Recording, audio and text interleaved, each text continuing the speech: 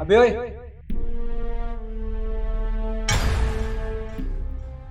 चुपचाप खड़ी हो अपनी सीट से, समझी? How dare you Nikhil.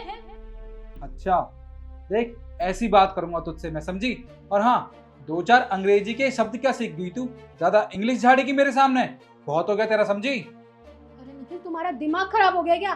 तुम जानते भी हो कि तुम बात किससे कर रहे हो? ओनर है वो इस कंपनी की, और तुम एक सिक्योरिटी गार्ड। तो बिहेव योरसेल्फ, ओके? अच्छा, देख तू ना मुझे ज्यादा अंग्रेजी और हिंदी मत सिखा, समझ गई तू मेरी बात? मुझे अच्छे से पता है कि इस कंपनी की ओनर है, तो क्या करूं? आरती उतारूं क्या इसकी? और हाँ, तू तू ना मेरे सामने ज्यादा मत बोल, तेरे मुंह में लगना नहीं चाहता, समझी? ज्यादा बोलेगी ना तो तुझसे भी ऐसी बात करूंगा मैं। निखिल, बिहेव योरसेल्फ, ये क्या लगा रखा है तुमने? अरे क्या तमाशा कर रहे हो यहाँ पर? अरे क्या बिहेव करूं मैं तुमसे? हाँ, जैसे तुम हो ना, तुमसे बिहेव करना ही नहीं चाहिए। मैं इस कंपनी में क्या काम करता हूँ? नहीं नहीं, मुझे आज बता, मैं इस कंपनी में काम क्या करता हूँ? मेरा काम है गार्ड का, गेट पे खड़े होने का, ना कि तेरे पर्सनल काम करने का।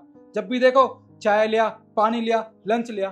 अरे मैं गेट पे खड़ा हूँ या तुम्हारे पर्सनल काम करूँ? मेरे बस की नहीं है ये सब। और हाँ, जब छुट्टी मांगता हूँ ना, एक दिन की छुट्टी नहीं देती हो तुम मुझे। निखिल, यहाँ तुम नौकरी करने के लिए आते हो, तुम्हें पता भी है ये मेरी कंपनी है, और तुम किस तरह से बात कर रहे हो मुझसे? अच्छा, ये कंपनी तुम्हारी है, ये ऑफिस तुम्हारा है ना? तो ठीक है। वैसे एक बात बता दूं, अगर मैं इस कंपनी से चला गया ना, तो ये कंपनी 2 दिन टिक नहीं पाएगी, डूब जाएगी ये। अच्छा, तो तुम्हें ये लगता है कि ये कंपनी तुम्हारी वजह से चल रही है? हाँ, ये कंपनी मेरी वजह से चल रही है, समझी?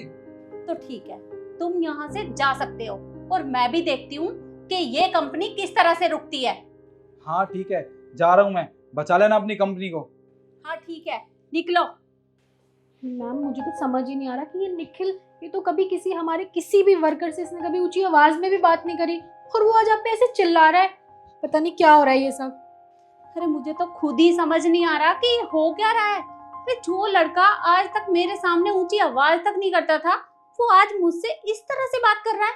मुझे तो खुद ही यकीन नहीं हो रहा। यस मैम, पता नहीं उसे क्या हो गया है। चलो कोई बात नहीं, तुम जाओ और काम करो अपना। Okay ma'am.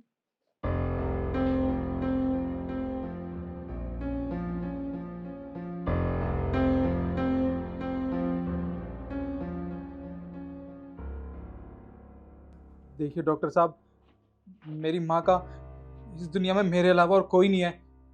देखिए, आप पैसों की चिंता मत कीजिए। पहले तो मेरे पास पैसे नहीं थे, पर मैंने जैसे तैसे पैसों का इंतज़ाम कर लिया। बस मैं आज रात की ट्रेन पकड़ के गांव वापस आ रहा हूँ। मेरी माँ के इलाज में देरी मत कीजिए, उनका इलाज कर दीजिए। मैं पैसे हाथ ही दे दूंगा आपको। जी जी, बस मैं आ रहा हूँ। ठीक है डॉक्टर साहब।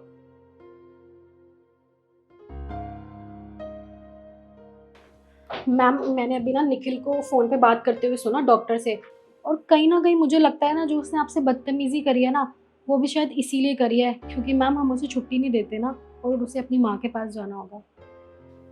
अच्छा, तभी मैं समझूं कि वो मुझसे इस तरह से कैसे बात कर सकता है। तुम रुको, मैं उसे अंदर बुलाती हूँ। हेलो, हाँ, बाहर निखिल होगा, उसे अंदर भेजो।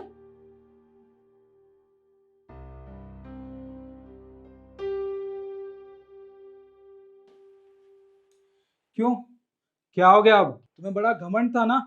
मैंने कहा था तुमसे, मेरे बगैर ये कंपनी ना 2 दिन टिक नहीं पाएगी। और अभी तक मुझे गए हुए 2 मिनट भी नहीं हुए, तुमने मुझे इतनी जल्दी वापस बुला लिया। ये सब छोड़ो, पहले तुम मुझे ये बताओ, तुम्हारी माँ को हुआ क्या है? वो बीमार कैसे हैं?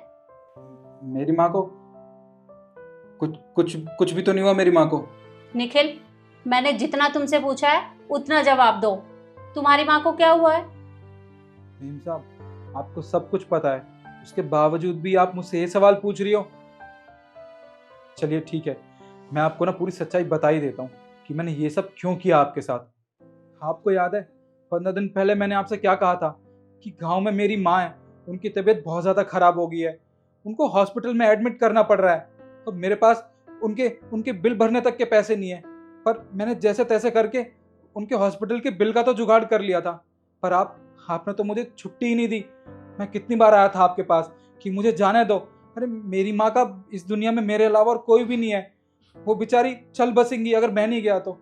पर आपका तो ध्यान ही नहीं था मेरी बातों पे, बस इसलिए मुझे ये सब करना पड़ा ताकि आप मुझे इस नौकरी से निकाल दें और मैं अपनी माँ के पास जा सकूं, उनके हॉस्पिटल का बिल भरूं और उनकी ज़िंदगी बचा सकूं। इसलिए मैंने ये सब किया आपके साथ। देखो निखिल, तुमने मुझे बताया तो था, पर माफ करना, काम का वर्कलोड इतना ज्यादा हो रखा है कि मुझे तो ध्यान ही नहीं रहा, और मैंने तुम्हारे बारे में सोचा भी नहीं। पर तुम चिंता मत करो, तुम एक काम करो, तुम अभी के अभी गांव जाओ और अपनी माँ का इलाज करवाओ, और उनके इलाज में जितना भी खर्चा आएगा मैं तुम्हारे अकाउंट में डलवा दूंगी। तुम बता देना मुझे। मैडम आप मेरे लिए इतना क्यों करोगे? निखिल, मैंने गलती की है तो उसका पछतावा तो मुझे ही करना है ना। तो बस तुम अभी के अभी गांव जाओ और मुझे बता देना कितना खर्चा आएगा। मैडम आपका बहुत बहुत शुक्रिया। मुझे आपके साथ ऐसा बर्ताव नहीं करना चाहिए था। आप तो बहुत अच्छे हो। कोई बात नहीं, तुम मुझसे माफी मत मांगो।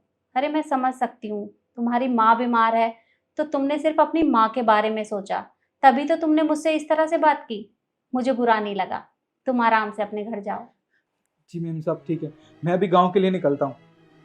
ठीक है, तुम आराम से अपने घर जाओ। देखा इशू, मैंने तुमसे कहा था ना, वो लड़का कभी मुझसे इस तरह से बात नहीं करता। वो तो आज उसकी माँ की तबीयत खराब थी तभी उसने इस तरह से बात की। यस मैम, ठीक कह रहे थे आप। ठीक है।